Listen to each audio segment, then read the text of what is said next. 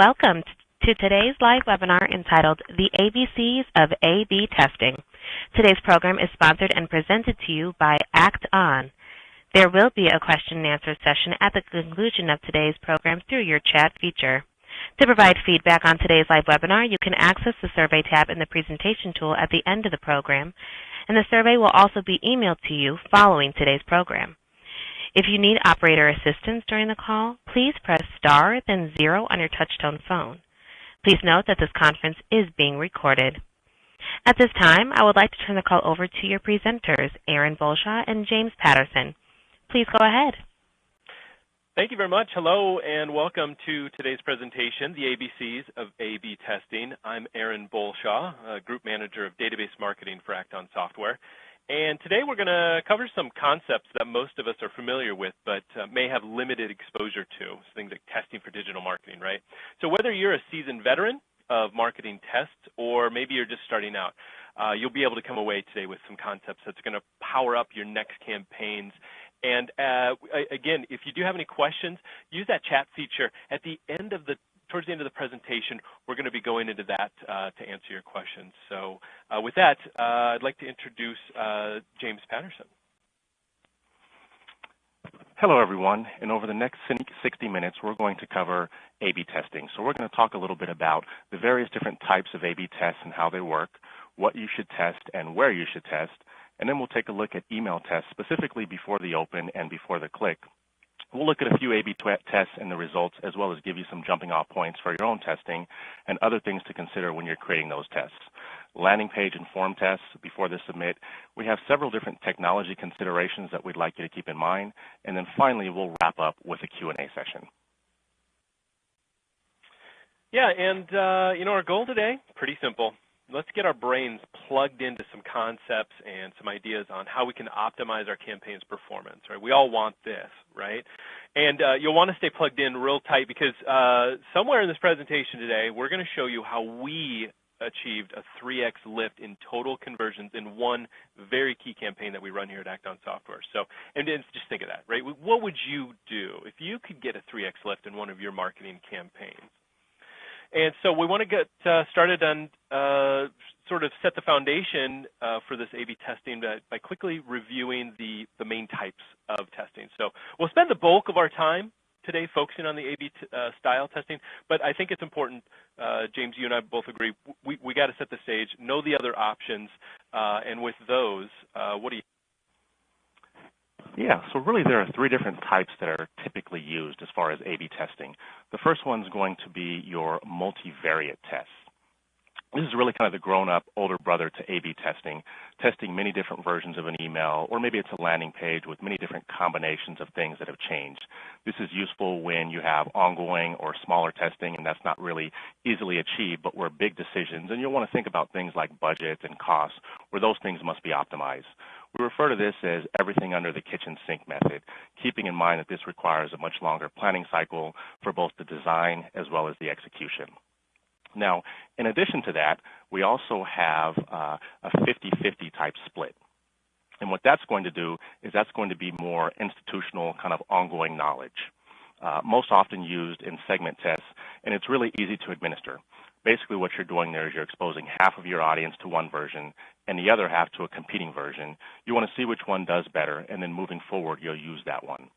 And then lastly, there's really the standard A/B test, where you're testing 2 different versions of an email, really where only one thing has changed.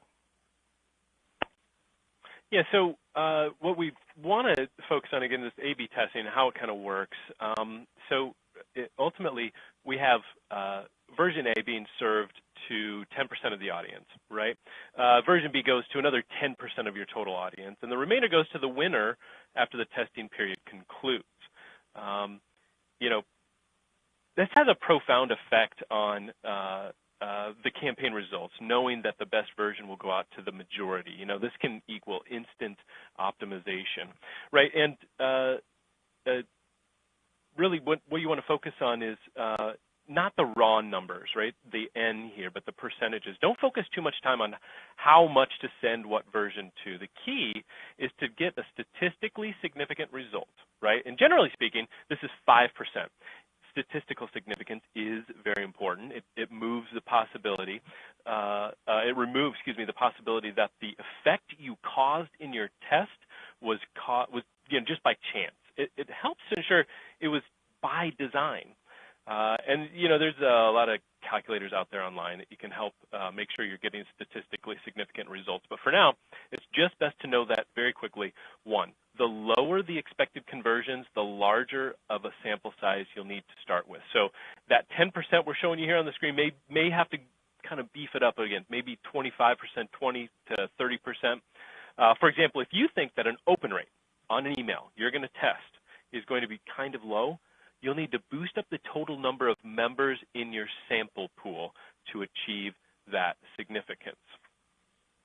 So let's start with a checklist before we get going and jumping into our test. Here's the things you want to prepare. One, have a hypothesis, write it down, right? Two, always work towards improving conversion. Don't worry about small N increases. It's the conversion you want to focus on. How many people are you going to convert from one step of your campaign to the next? My quantitative statistics professor would be proud because I did learn one thing in the class, and that's this. If you know what the results are going to be, don't test.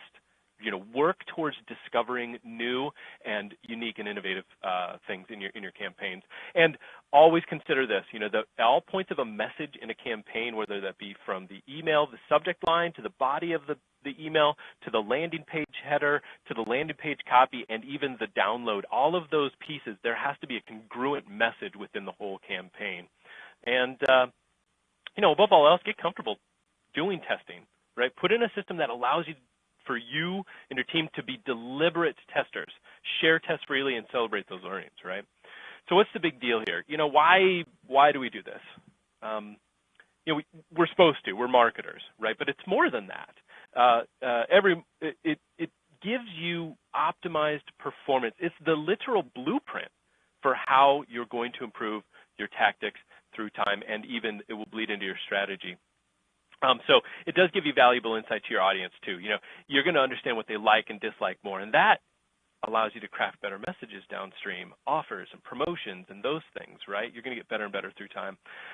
You may also, from time to time, find the silver bullet. We've done that a couple of times, James, and that's really important for us. Above all else, this does allow for continual improvement.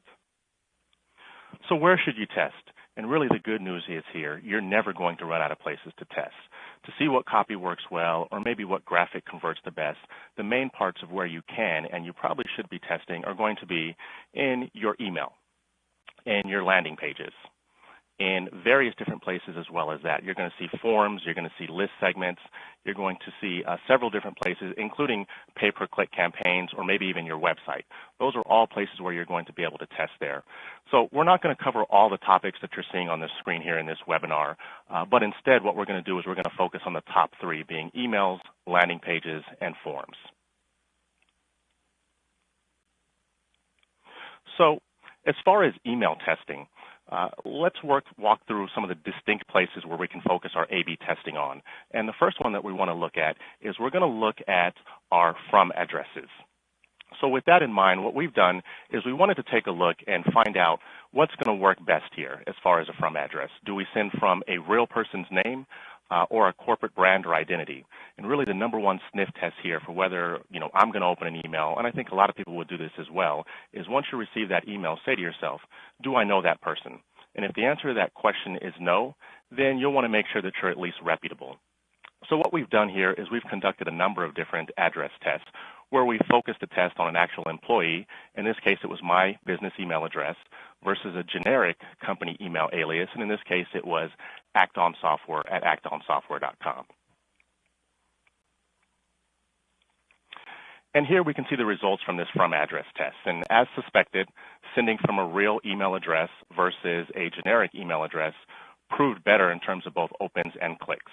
And I think the key takeaway here is recipients are more likely to engage knowing a real person is reaching out.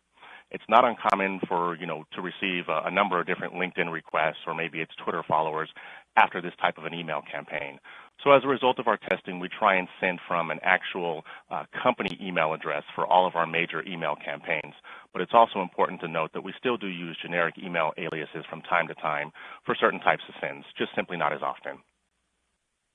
You're right, and there's often an opportunity for us, James, to actually get a brand impression in the inbox where we know lower performing campaigns may not produce the conversions we want, but that's also important to consider. So just a quick second, I'm going to take a time out on the slides. We got a lot of great questions coming in, and everyone, yes, you will definitely, everyone in the audience will get a copy of the recording here today, and the slide deck will be provided via email after the presentation. So thanks for those questions. Keep them coming in. Now that we've got the foundation for just one test that James kind of walked us through, I wanted to talk a little bit about what to test before the open here in subject lines. This is huge. This is that number one test that we as marketers, email marketers, do, right? So the subject line, think about personalization here and the length, short versus long. Know what's visible. Keeping the subject line between 35 and 40 characters works best for testing. Plus, think through the time restraint your viewer has. Put it this way. The longer you make me read through a subject line, and the less likely I'm going to read the preview, which usually consists of the opening copy and so forth. So here on the screen you see we tested something. We had a problem. We had low turnout for a webinar. I'm sure no one on the line here has ever had that problem, right? And so this was the test we wanted to run. We added a campaign, a last-minute promotion, and we wanted to see, hey, which one would do better, saying, accelerate your demand generation live webinar tomorrow, or moving that live webinar tomorrow to the beginning of that subject line, and then saying, there's 3 building blocks for demand generation. So, and the results are pretty fun. What you see is pretty staggering. The live webinar tomorrow, test B, actually worked better in this situation. And it's important to note, though, the distinct difference, between A and B here also consists of the number 3 in B. And we're going to cover this a little bit later on about how using digits and numerals in your subject lines can help you out. But subject line testing continues to be one of the simplest, best ways to help your campaigns perform better through time, all the way through conversions. So the next test here, I love this. So the opening copy. This is, in most cases, still visible across email clients and devices. So desktop or not, this is what you're going to be able to see. If you look here on your screen, the top or you may be doing yourself a disservice if you use this common tactic, which is, hey, click here to view the message in a browser, right? If you look, especially on a mobile device, that's what your top copy is going to be. That's your opening intro. Don't waste that unless you're really having a hard time with your user base or your prospects and your customers seeing your emails on their devices, which they shouldn't have a problem with too much anymore. Consider removing that from your header because what will happen is it'll raise up the body copy of that email and actually expose it, which will encourage more clicks and opens. So. And then one question, James, you and I get all the time, which is, hey, what is the best day to send? What's the best time to send? Can you take us through that?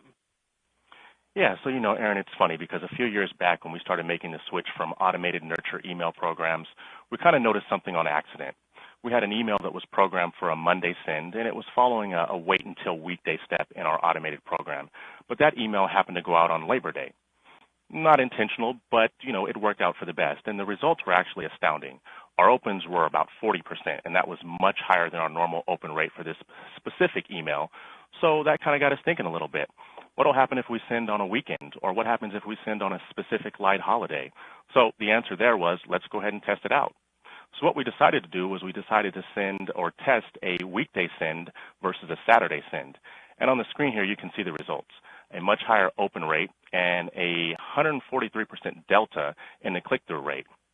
So, in the past, this was probably unheard of in a B2B environment.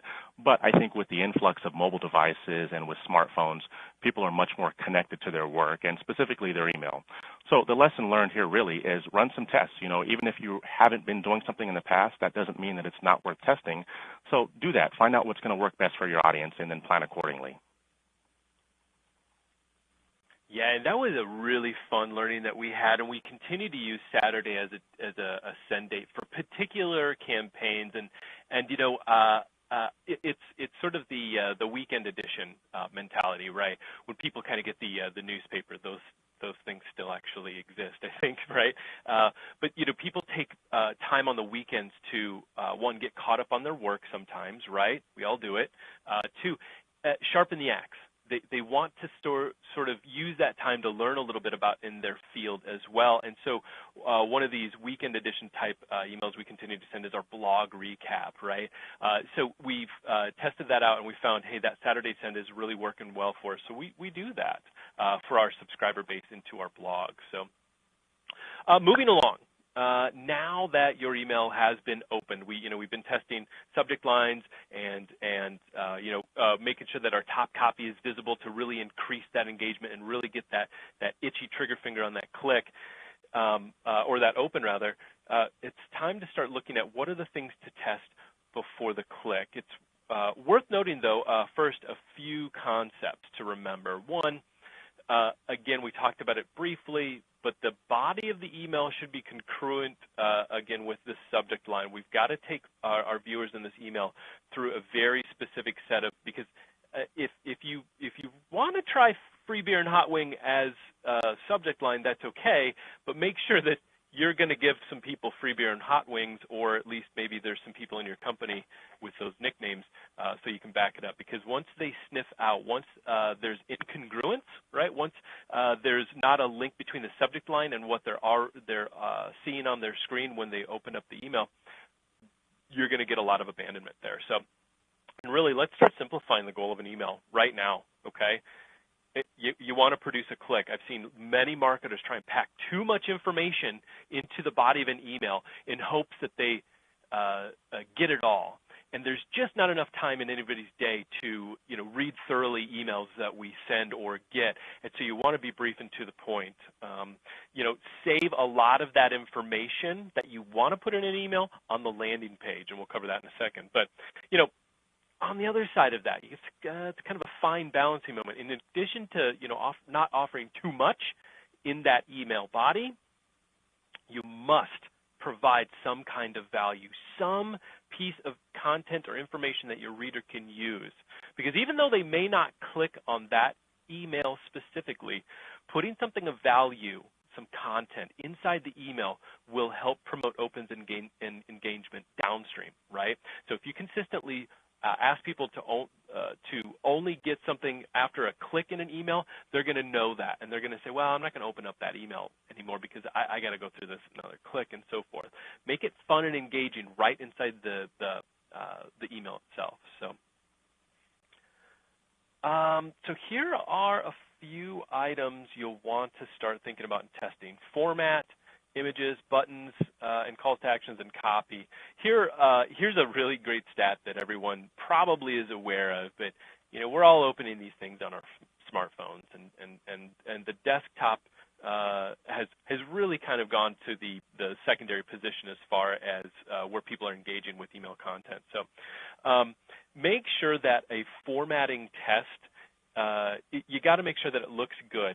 It has to look absolutely crisp and clear, or you're not going to get as much engagement, right? You're not going to get that specific type of conversion that you're looking for. And one format test that we did, which we've continued to, this was one of our silver bullets, James. This was something that really moved the needle for us. It was a responsive design test. So on the screen here, what you're seeing is the desktop view of a couple of emails. Something we've been testing with great success. It's the responsive design.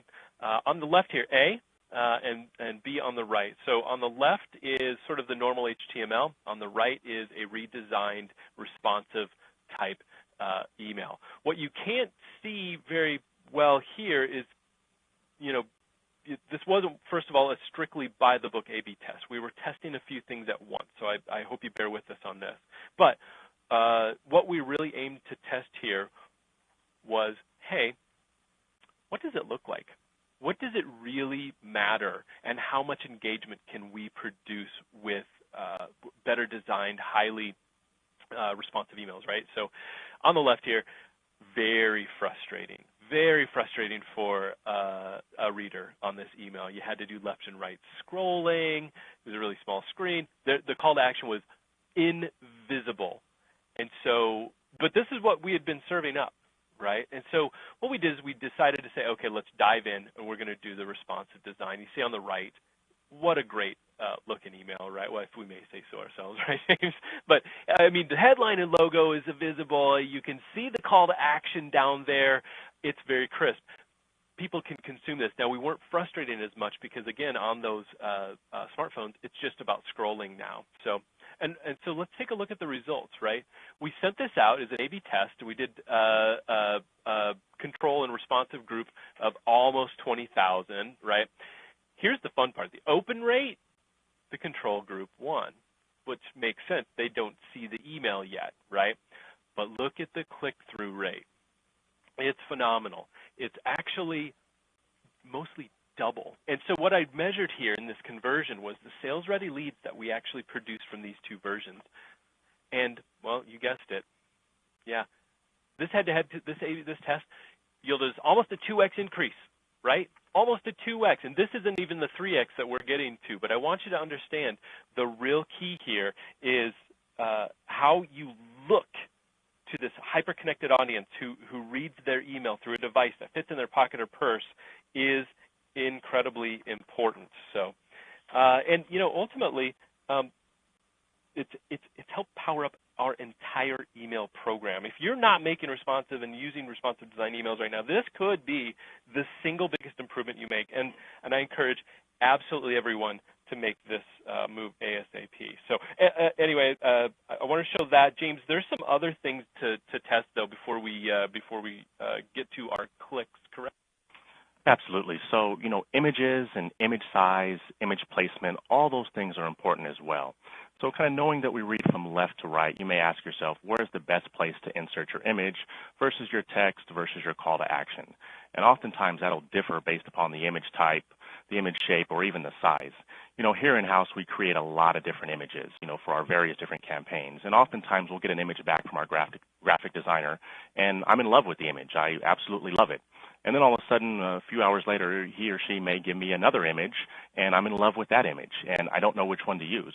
So the simple solution there is let's just run a quick A/B test. Let's take a look and see which one's going to work best. Oftentimes, subtle differences can make all the differences in the world when it comes to getting that extra click in there.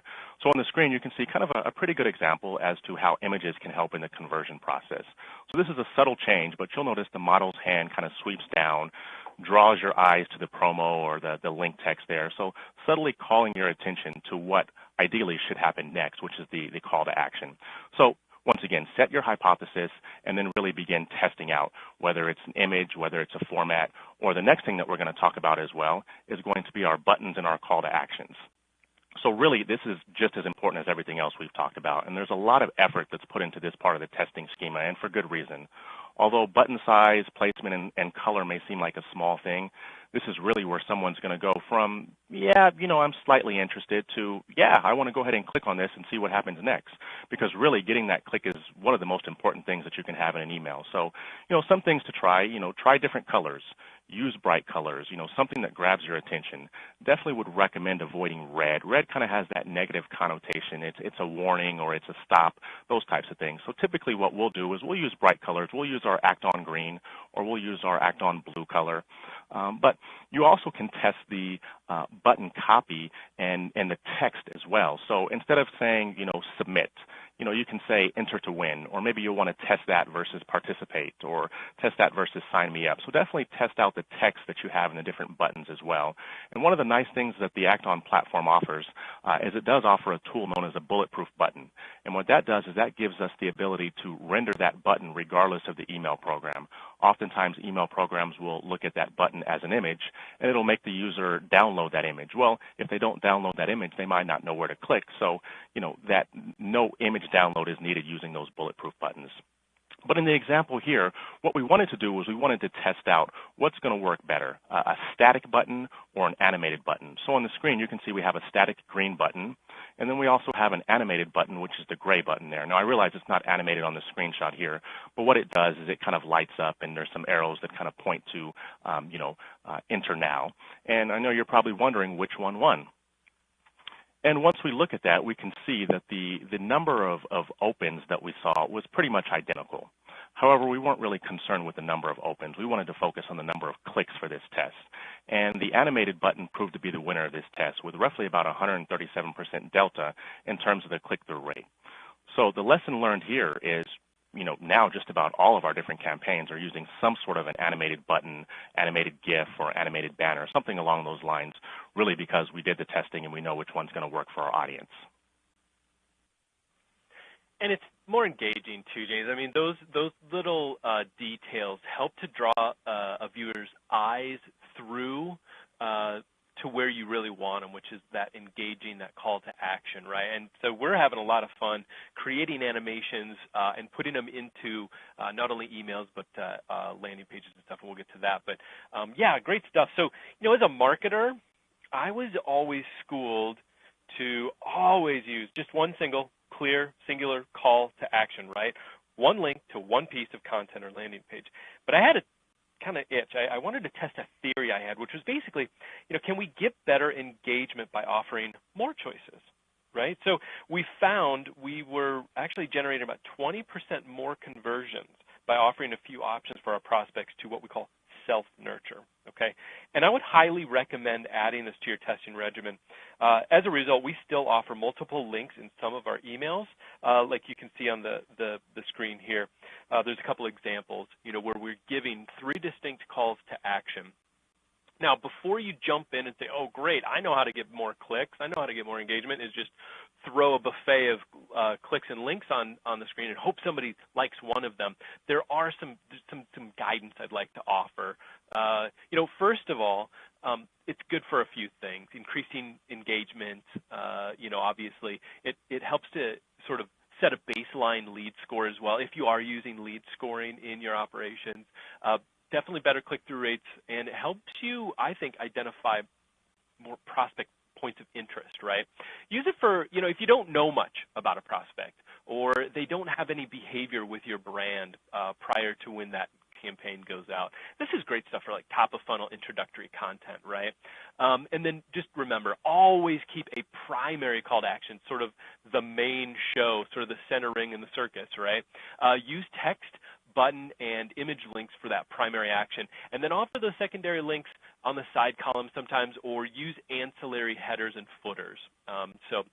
And then once you kind of get a good foundation for that under your feet, start to rotate those to hotter spots on your email, which is that top right column. So and as you begin to really kind of make your way through these tests, the promotions here are critical. Before somebody's going to be clicking, this is going to be, your headlines, your offers, your freebies, or even the different types of content like a video or an ebook. This is naturally, you're going to start to be using different promotions, right? So now headlines are a great place to start. It's a great test, right?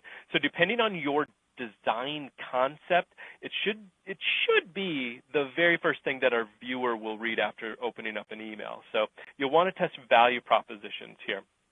On the screen, you see a couple of examples, okay? It's really simple, one-word test, right? The incumbent message used special, and we kind of thought, well, I think we could get better engagement using just a hotter word, something catchier. And so first of all, it's important to understand this kind of a campaign, we call it a scratch it. And this was, as you can tell, following Dreamforce. We were following up with some attendees, and we had some really fun stuff we wanted to offer them. And we just thought, hey, what if we just said cool instead? What would that do to our engagement? And really what you'll find is, yeah, the hypothesis in this scenario did work. It wasn't huge. It wasn't by a landslide. But if you look, the delta there on our click-through rate was 117%. So really the takeaway here is, don't think that tests need to be more than one word, especially if it's like a headline like we're showing here. It's a great example of just even the smallest changes can affect performance, but you won't know it unless you test it. And so, something else to keep in mind when you're testing is definitely going to be the offers. And Aaron, the two of us get together, it seems like monthly with the team, and we brainstorm various different types of offers that we want to provide as giveaways. And, these prizes are not cheap, so we definitely want to make sure that we're maximizing our investment. So other simple things you can test in terms of offers are going to be, how do you want to word it? Do you say 50% off versus half off? Now, we know that these are the exact same things, but which one will convert better? So that's something that you can test out there.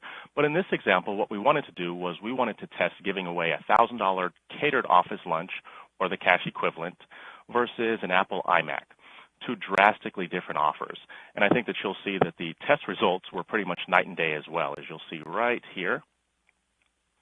And so what we were able to do is, in testing this out, you'll see the numbers here, but the iMac provided a 43% conversion rate compared to about a 14% conversion rate. Now, I have a couple of thoughts as to why the results are what they are, but the testing helped me draw those different conclusions. So, this type of testing has helped us tremendously, and within our space, we found that Apple products typically are going to perform a lot better than most of the other prizes we've tested, and we've tested a bunch of them. So as a result, we've kind of built this into our planning throughout the year. So we want to make sure that we're trying to take advantage of Apple products as best as possible in comparison to some of those other offers that we've offered up in the past. So to give you a jump on your own email testing, you'll probably want to take these three findings to heart. The first one, numbers increase open rates slightly, but work on finding out what your audience prefers. Do they prefer digits or do they prefer words? Customizing with the account name, or maybe it's the person's first name, whatever it may be, to really kind of draw that personal attention to an email is going to help boost those open rates when that's visible in a preview pane there. And then also, don't hesitate or don't be afraid to try sending on a Saturday or a light holiday such as President's Day. We still continue to see some of our best performing emails deploying on Labor Day and Memorial Day, believe it or not. So the next thing that we want to focus on is we want to focus on landing pages. So you've gone through all the blood, the sweat, and the test to get the click, which is fantastic, but what now? So depending on your metrics here, you still need a little bit more action from your audience, and this is where that landing page is going to come into play. So I want to quickly cover some concepts that you'll want to keep in mind here as it relates to your landing pages. So you don't want your landing page to be your home page. It's rather a standalone web page. You'll also want to allow your landing page to work with your form to get a submission. And then components of your landing page are what you give to viewers, while forms are what you ask your viewer to give to you. You'll want to place as much value next to your call to action and that form as possible. And then landing page tests are going to be very similar in nature to email tests. So things like copy, design, call to action, those types of things are all going to come into play in terms of what you can test out there. And then trust seals and privacy policy. These are things that help to kind of ease that natural fear someone may have of filling out a form. So try to include those, or at least test out if possible, to see if that's going to help you with your conversion rates. And then try and avoid certain words. Submit. That's one thing that we tested there, and we found that submit on buttons kind of has more of that negative connotation. So use, enter to win, or sign me up, or register me, or something along those lines. But definitely go ahead and test that out. That's something that you'll want to remember there as well. So here's a landing page test that we recently conducted. And in this example, what we did was we wanted to test out a static banner versus an animated banner. So the difference between the two is in the animated version, the graph kind of moves up and down. Although it doesn't display on the screenshot, once again, I'm sure you can kind of imagine what that graph looks like moving up and down, but really just draws your attention to it. And, the funny thing is I really didn't know which one was going to perform best. But the results kind of proved inconclusive. So basically we had about the same click-through rate, and as a result of this test, as you'll see here, what we decided to do is to continue running similar tests for planning purposes. So I think really the lesson here is, even though you may think or you may have a general idea as to which one is going to perform best, don't be discouraged by your test. If your hypothesis does not hold true, that's perfectly fine. Don't be afraid to test a second or a third time, possibly using a different audience there. Yeah, once upon a time we did use submit in some of our calls to actions and buttons, but it's important. You know, this is the foundation for learning and getting better at what we do. And I always thought, James, it was funny. You know, doctors practice medicine. I think that marketers practice what we do as well, and this is a great example. So, on landing pages, I get asked this all the time, like personalization, like should we start putting some names on this, and should we start looking at putting a sort of personal flair to it? And it can be tricky, right? But if you have the good stuff, the good technology, it should be a breeze. Here's an example here on screen of a landing page we still use right now. The version on the left identifies me personally, right? While the same page on the right serves up a generic greeting. So for your tests, just be looking at how well conversion rates on pages with dynamic personalization do versus the same pages without it. But just know a couple of things, you know, when you start down this path. One, you are going to be held to that data and the cookie, you know, so you're going to have to understand how that works, the data and the cookie science behind this. You're also going to need to have, you need the ability to serve up a generic form should the name not be found, right? There's nothing worse, and I think we've all seen it once or twice, one of those marketing mistakes where something comes through and there's a blank space where you go, was my name supposed to be there? You know, it just doesn't give us much polish. Here's a fun test. Anyone on the presentation listening to us right now, if you want to know if you've been cookied, go to act-on.com, okay? Go find our demo landing page after this presentation, and if you see your name, we've dropped a cookie on your browser. So that's kind of a fun test. Yeah, and something else that you can test out is going to be your form length as well. Another very important component, especially as it comes to conversions. And, you know, typically, the shorter the form length, the greater likelihood that someone will actually complete that form. And, you know, to be honest with you, our forms have gone through a complete overhaul. We've reduced the overall number of form fields. In this example here, you can see our form was pretty lengthy. We had roughly about 7 questions that we were asking, and then on top of that, we had 7 fields asking for contact information. Now, we started to see a dip or a decline in our form submits, so we knew that we needed to change something. One of the things that we did was we worked directly with our sales team to try and identify 3 key questions that we should include to really kind of aid in their sales discussions with a potential prospect. So we narrowed that down from 7 to 3 questions. And then what we wanted to do was we wanted to compare this to, let's say, a more recent version that only has those 3 questions in there. So to give you an example as to kind of what that looks like, we can see that basically we had a much better conversion rate when it comes to only those 3 questions there. Now, I don't have the exact details here. We'll get into that in just a second because we're going to talk about that in a few minutes here. But the point being here is we knew that we needed to make some changes and we wanted to test it out accordingly. And so that's what we did. In addition to that, we also have personas that we've kind of adjusted as well, and we've done some tests on. So what we wanted to do was, instead of having just a general, generic survey that we were sending to everybody, we wanted to really kind of differentiate that and base those questions on someone's persona. So, for example, if you had a marketing title, that person was going to receive questions specific to marketing. If you had a sales title, you would receive sales questions. CXO or C-level, you would receive those. And you can kind of get an example as to what some of those questions are on the screen here. But in each and every one of those tests, the form questions that had the persona specifics performed a whole lot better than the other ones that were really just for the general audience. So as a result, what we've started to do, not only in our forms, but in some of our email campaigns as well, is really trying to kind of base this on the individual's persona and sending them specific information as it relates to that.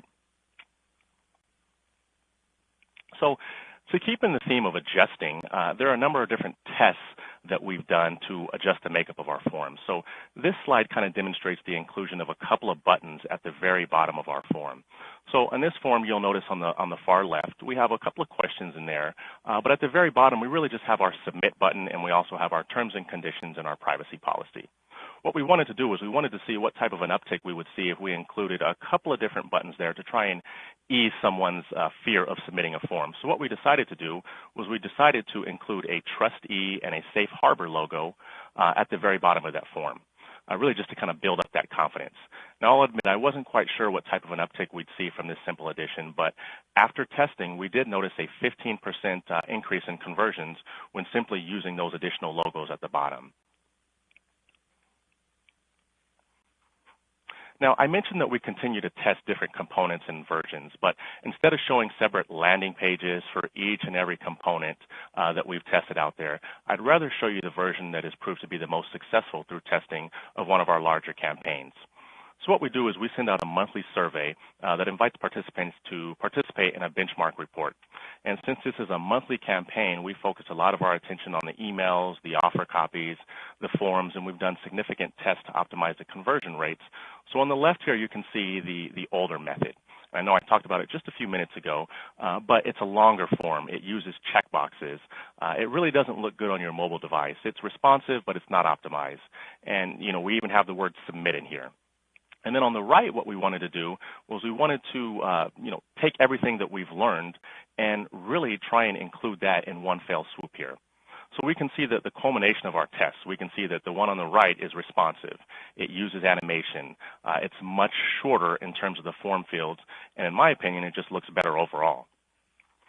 So, after doing that and, all the different tests that we've done over several months, it's best to kind of look at the net increase in conversion rates for this campaign, because I think that's really the overall point that we're going after here. So through the culmination of all the different tests and what we've done here, we can see that in September and October, we saw conversion rates of roughly 17 and 18%. Then we saw a slight uptick in the month of November. And then finally, when we get into the month of December, we saw about a 57% conversion rate during the month of December. Now, granted, we're afforded the ability to work with some pretty cool software, as we use our own in-house here, but really the testing regimen is the same. And so I really want to draw your attention to this 57% here, because at the very beginning of the presentation, Aaron mentioned the 3 times lift that we had seen, or that you can possibly get. And we're very proud of the results that we've seen from the numerous different tests that we've done. As I mentioned, we've done, I won't say hundreds, but we've done tons and tons of tests month in and month out just to get to this 57%. So very proud of that, and we hope that you can find success through your testing as well. I'd say we've done hundreds, honestly. So, thanks, James. And this was that 3X lift, like James said. Incredible lift. And it took a lot of brain power and some creativity on all our team to do this. This wasn't just bottled up in James's head or my head or anything like this. But I really want to make sure everyone understands this is what you should be challenging yourself to get, is big lifts, big improvements in your campaigns through testing. So now we've shown a little bit of some ideas on how to use A/B testing and the great results, obviously, you can expect to see. But, James hit it. I mean, we use our own technology, and I got to tell you, without some really cool, supportive technology, we would not be able to do this at all. So just wanted to go over some technology things. One of the problems I faced, when I worked at a creative group a while back was that, I didn't know the results from all of our tests. I was extremely fortunate to land in this creative group that had really been pioneers of testing, and this was back before email and internet, okay? So that kind of ages me a bit. So all the testing we did was on these printed materials and direct mail. We tested all sorts of stuff, font, long form, short form copy, everything, right?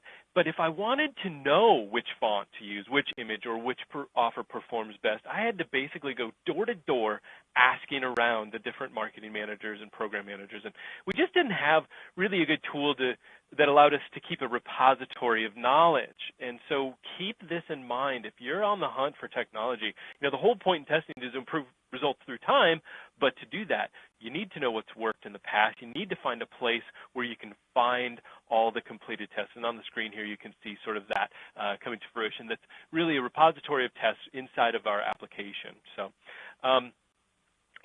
technology, I always say you've got to keep the technology simple, or people aren't going to adopt it, right? That's just, we all know that. A/B testing and automation is really important too. Automating tests, it's not just cool. It's really going to help you keep your sanity, right?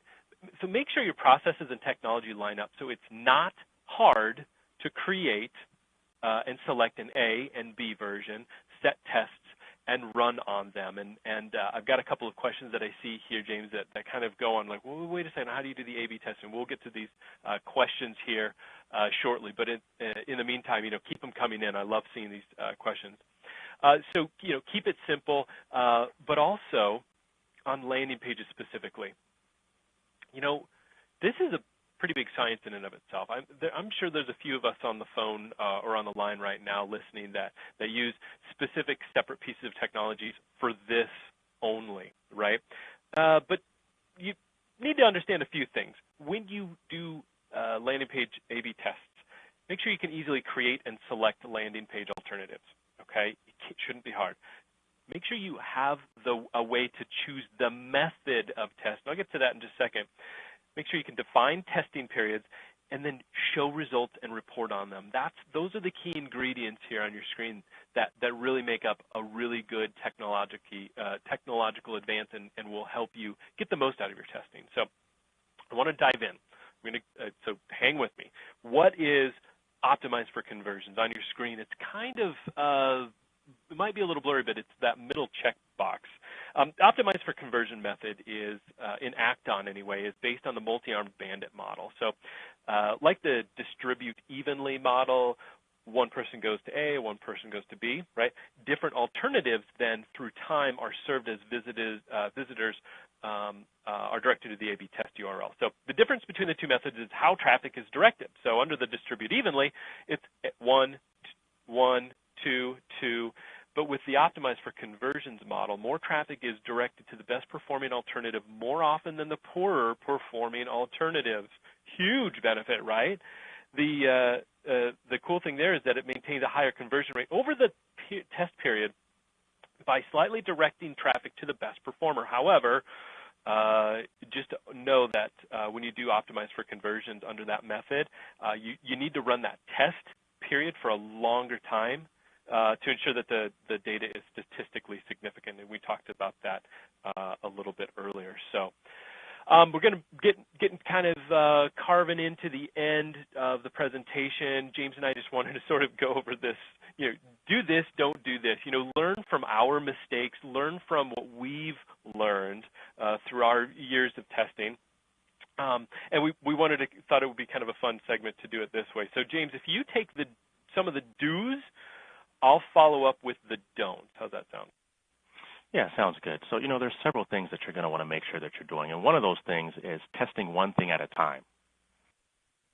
Yeah, no, I'm going to just keep guessing. I think I can go ahead and my thumbnail measuring is probably good enough. I don't need to test. Definitely wouldn't recommend that, but, it's worth a shot if you want. I mean, it is testing. Something else that you'll want to make sure that you're doing is set some goals for yourself. Set those goals and then make sure that you set up a hypothesis as well to go along with those goals. But no, I just want to increase open rates. That's all I want to do.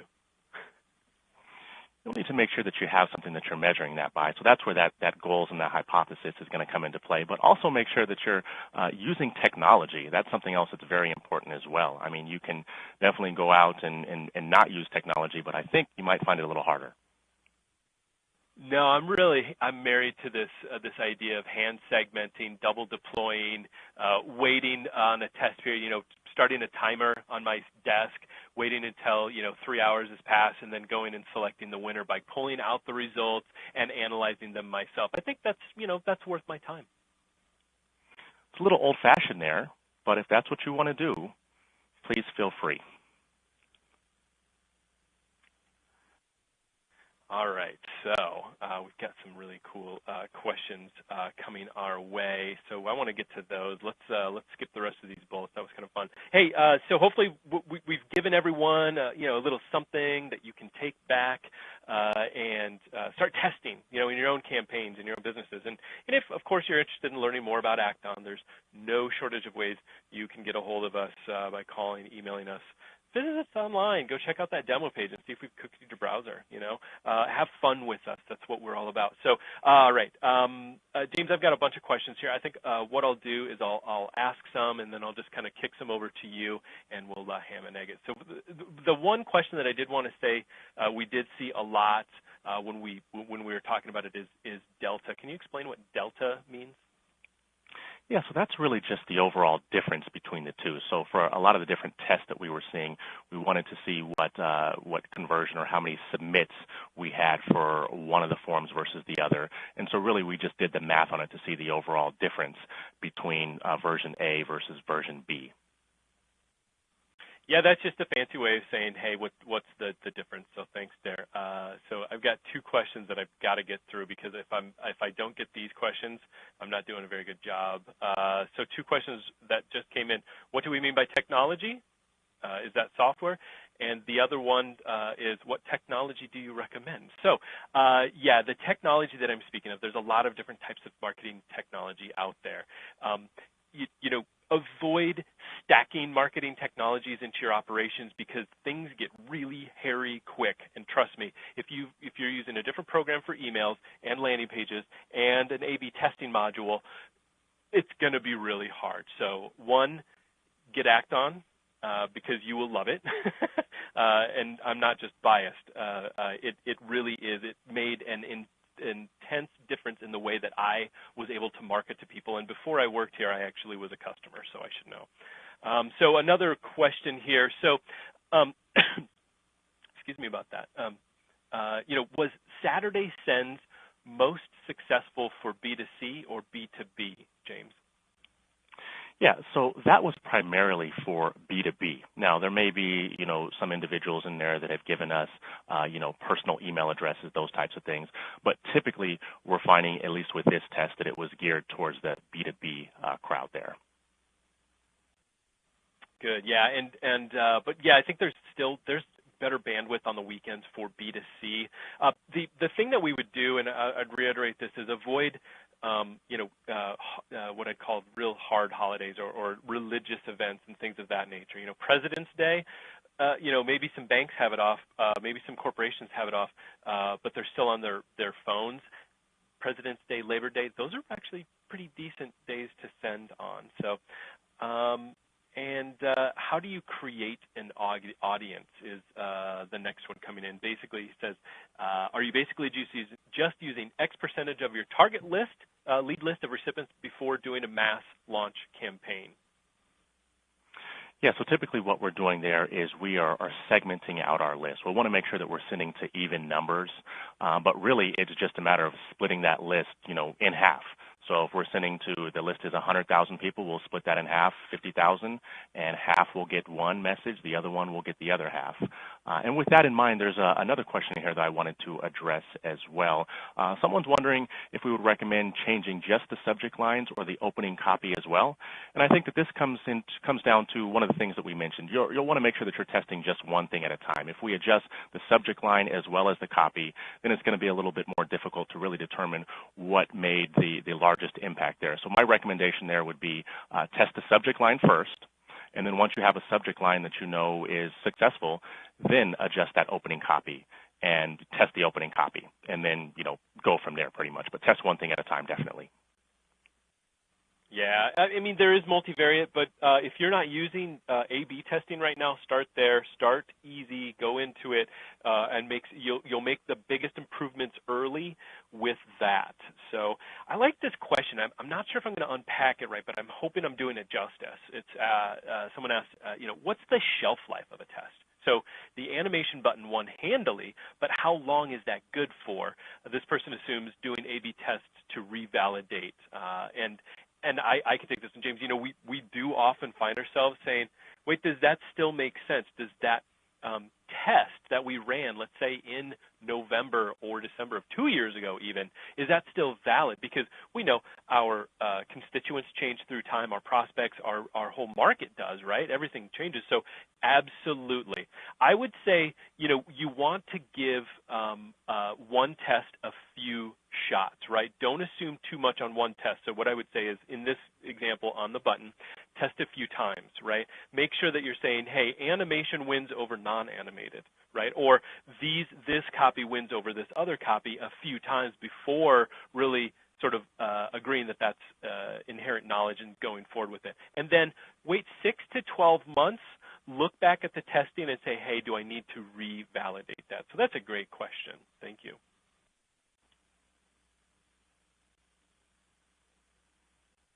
And I've got another one here. So how does one create a customized landing page? Does your website host generally handle this? So this, again, it's talking about technology, right? So with Acton, you can create your own landing pages and run all of the A/B tests directly within the application. You can publish them online and everything. It's actually a pretty simple tool.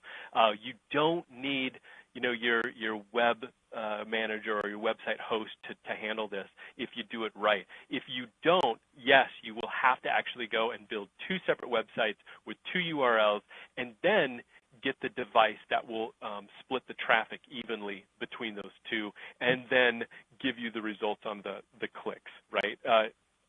Again, that's that technology stacking I'm talking about. Avoid that if you can at all costs. Well, thank you. Somebody said, thanks, guys. Nice presentation. It's our pleasure.